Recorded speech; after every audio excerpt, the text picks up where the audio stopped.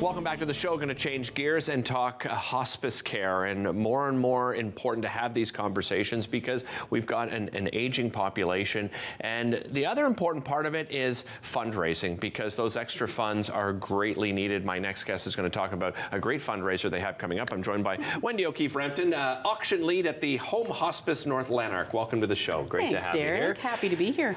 Let's talk about Home Hospice North Lanark. How would you describe it to viewers? What we do?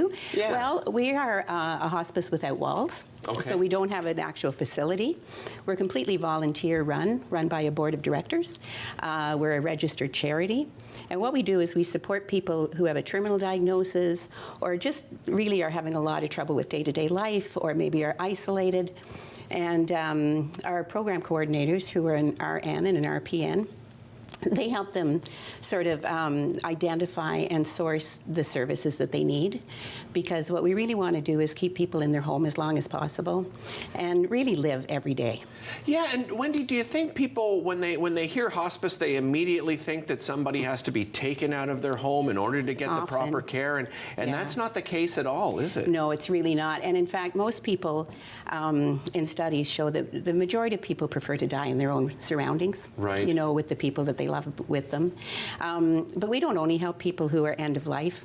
You know, sometimes, if you can have a terminal diagnosis and still live very well for many years. Right. You know, so we support those kinds of people as well.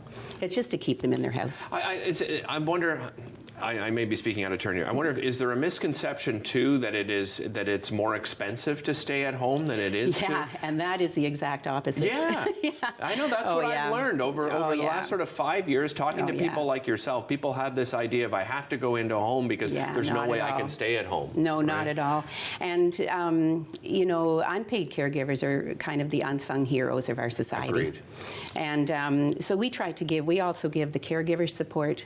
We also do public education, so things like we run a course called Practical Caregiver Training, that kind of thing. And we also support people who are bereaved and grieving. You know, I mean, obviously that's the natural end of what we do.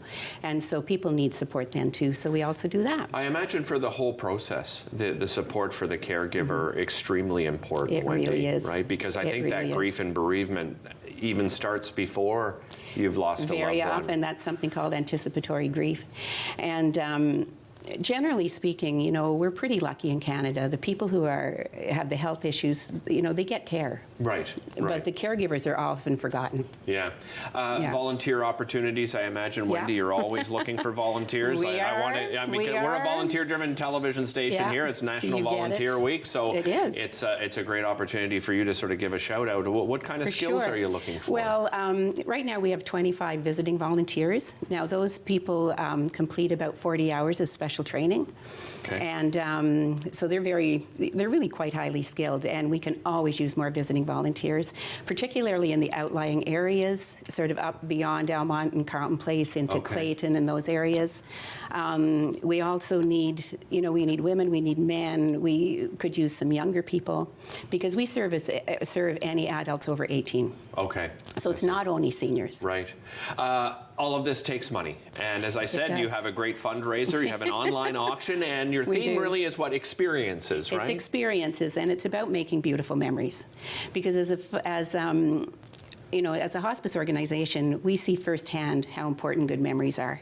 You know, that's often what gets you through when things get tough, and certainly help you once you're bereaved. Yeah. You know, agreed. it's just really important to have good memories. So what we're doing is we're trying to, we put together packages.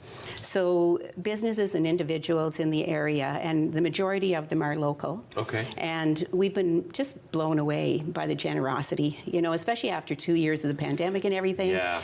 And we've walked into stores and people have given me stuff and said, I wasn't going to give you that much.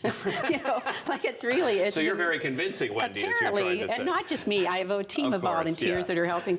But it's been really humbling to tell you the truth. Nice. And so what we've done is we've combined those things into packages that allow people to get together and have a great experience and make wonderful memories with people they love. Can you give me some examples? I sure can, and I do have a cheat sheet because I don't want to forget any. Of course. So the biggest one we got was 2 tickets to anywhere WestJet flies. Wow. Yeah, which was Fantastic. amazing.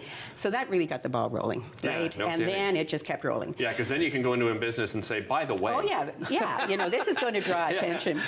So we've got the bridal suite at the Grand Hotel in Carlton Place for a night.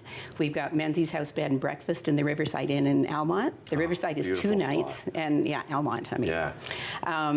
Those also include either dinner or some wine or charcuterie. We've got a lot of packages that are, I'm calling them very high on the romance scale. Nice. We've even got one that we've designed if somebody wants to pop the question. It would be perfect. Fantastic. We've got all kinds of Mother's Day packages and ideas.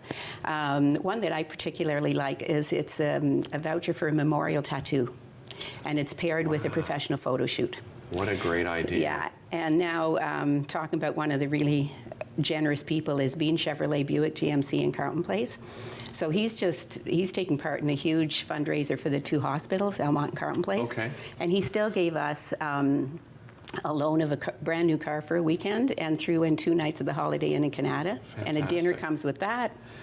The Beckwith Butcher gave us a huge, it's a barbecue smoker, a pellet barbecue. Yeah, pellet smoker. So that's goes together with some beer, cordless speakers, a few steaks. So that'll be the best barbecue I love it. ever. Just before I run out of time, this is kicking off April 20th, is that right? April 20th, that's right. So that's Thursday at 10 o'clock in the morning. Okay. And it goes till May 14th, which is Mother's Day. Fantastic. And it's very easy. Yeah, you just go online, you'll see the bids right up there, right? That's and right. It'll have the increments that you can bid. And obviously, as you just described, Wendy, going to a great cause, keeping people at home for as long as possible and making them feel comfortable. And I think even the social aspect alone for both those caregivers and those that you know are living some of their final moments. And for the volunteers. It's a really rewarding experience. I really encourage everybody at home, visit the website, not only to find out about the auction items, but how you can become a volunteer. We'll be back with more right after this.